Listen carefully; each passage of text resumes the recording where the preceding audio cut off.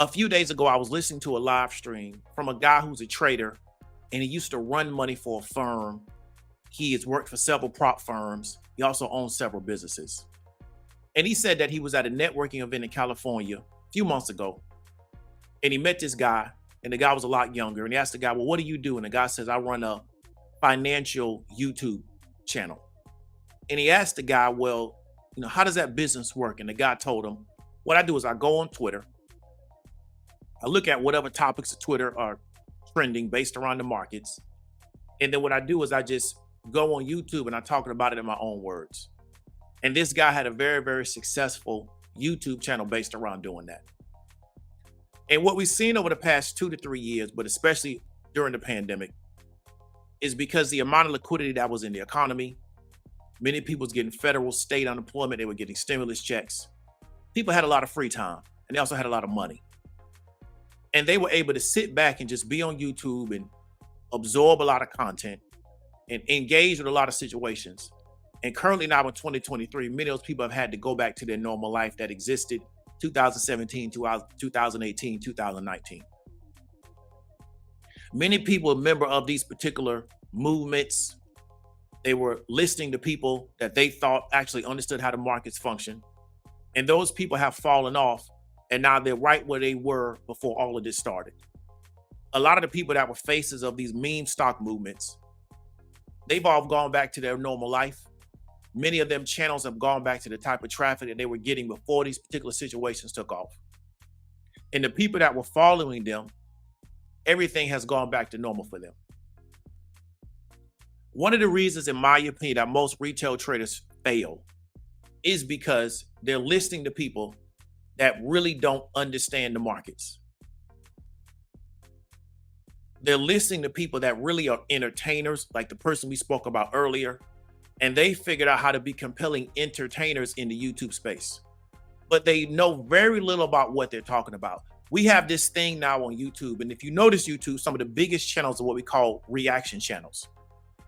And what the person does is they take a news story and they just react to it. They don't bring any new perspectives to the table.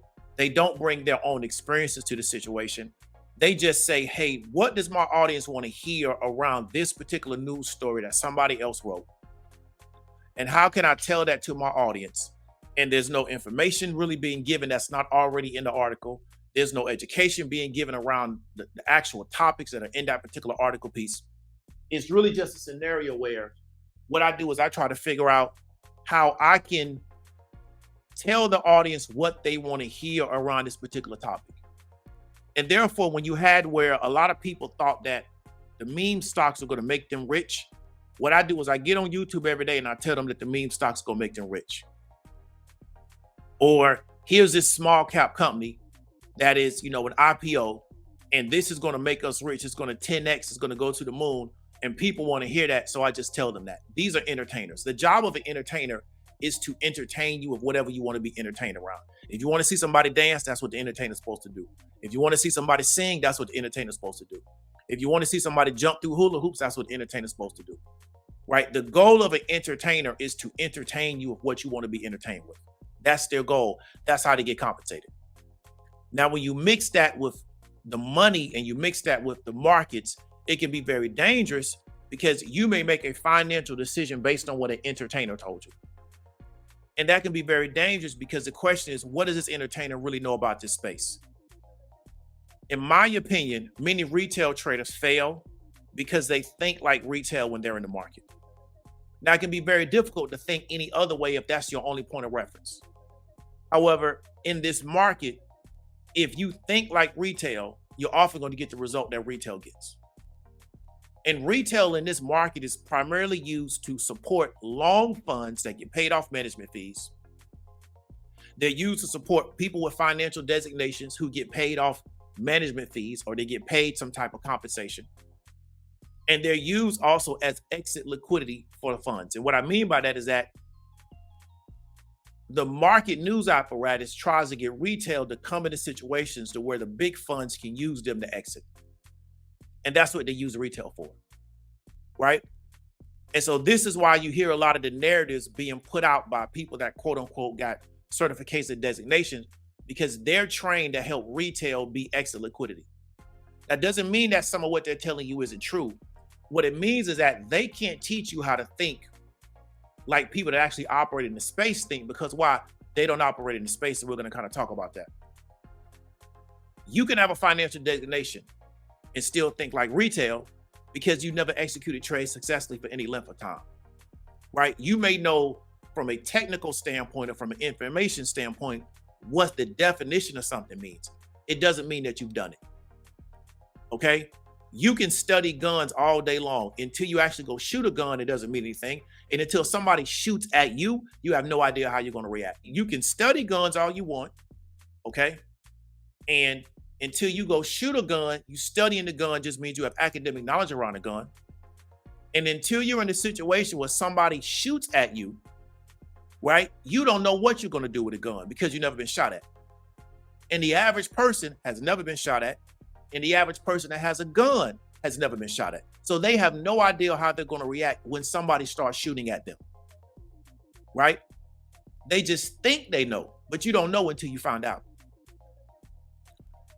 I don't denigrate people with financial designations. Getting a CFA designation is extremely difficult. Extremely difficult. However, just because somebody has a CFA doesn't mean they understand how trading works, because they don't trade. And many people that actually can trade don't have CFAs, right?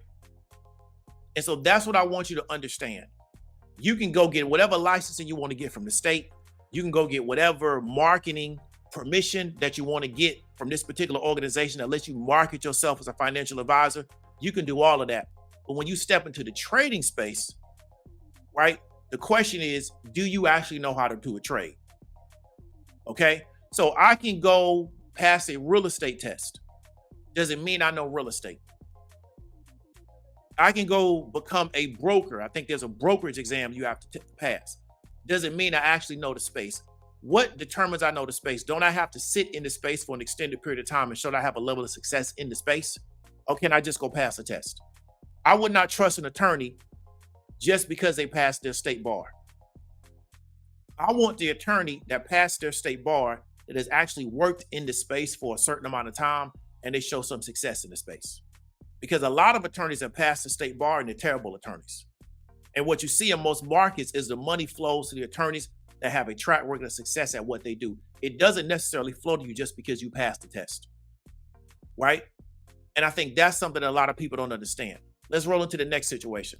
The question you want to ask yourself from a takeaway standpoint, right? So we can come up with some solutions. Are you bored? Do you feel like you're bored? Because what I've had to do when I've come on this YouTube and I come on the internet is I've had to really get out of my body. And what I mean by that is that the lifestyle I used to live, I was never bored. There was something to do every day. Like I was dealing with real life situations. So there was always something going on that had me locked into it because it was real life. It wasn't the internet, right? I didn't really get on social media till 2009, right? So I was a grown person before 2009. So my life wasn't built around, I need to jump on the internet to find I need streaming content to get some entertainment. I went outside the house and found all the entertainment that you could find. I'm from a city where there's always something to do. There's never not something to do in the city that I'm from. And I'm not from New York, LA, or Chicago. But I'm from a city where there's always something to do.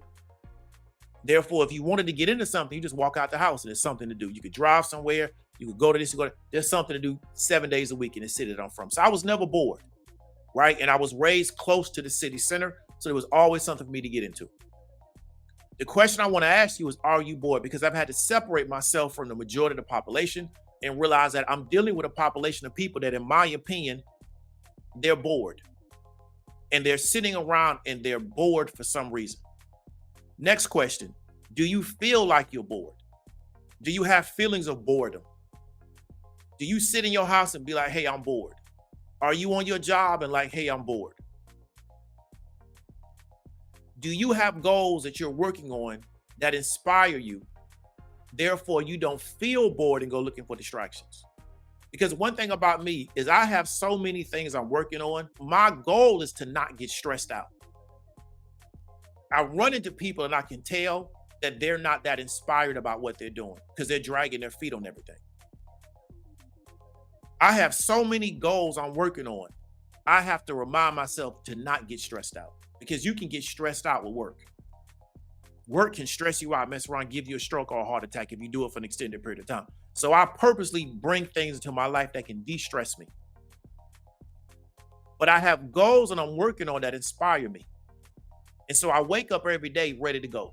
I wake up every day ready to get on my goals. I don't wake up thinking I'm not inspired. This is going to be a long day for me and I just got to get through this day. No, I wake up every day ready to go. And that's the question I want to ask you. Do you have goals that you're working on that inspire you so you don't get bored and start looking for distractions? Because I think a lot of what we see, especially on social media, is people are looking for a distraction from their real life because they're not inspired about anything that they're working on. And once you kind of ask yourself those questions, it can help you understand why you make constant entertainment so important. I made a statement about this guy that does political entertainment. And I had a guy comment back to me, hey, I just listened to this dude while I'm in my car driving around. And I said to myself, this person knows what this guy's telling them is BS. They know that this guy's just talking. They know that this guy's just running their mouth, but they're so bored in their car, they'll listen to it. That was the most amazing thing to me, because I would never subject myself to that. I would never allow somebody access to my airways that I know what they're telling me is false. I know that this person is just acting, and I'm going to sit there and listen to it. What benefit do I get from that? But again, I'm not bored. So therefore, if I'm in my car, I'm going to listen to sports radio, I'm going to listen to some music, or I'm going to listen to some audio that's going to be beneficial to me. When I travel long distance in my car, I'm listening to audios that I can learn from. I'm not listening to somebody just talk just because they want to talk. I'm a big fan of taking videos, turning them into MP3s and listening to them while I'm driving. But I am so inspired by what I'm doing, I don't seek out constant entertainment. I got a certain times of the week and certain times of the day where I do things that decompress, but my day don't have to be filled up with entertainment. I'm not working and trying to figure out how I can distract myself from my work because I just got to get through the day. It's money on the line. I can't be doing that. Right? I got to drive sales. I got to be focused on that. I got to talk to people. They're supposed to help me try to make money. I cannot get distracted from what I have going on to where that's going to take away from my productivity in that particular area. I lose money doing that. And so that's what I want people to understand. I really want to encourage you is try to figure out, is it worth the effort to put yourself in a position to where you're inspired by what you're doing? Is it worth the effort?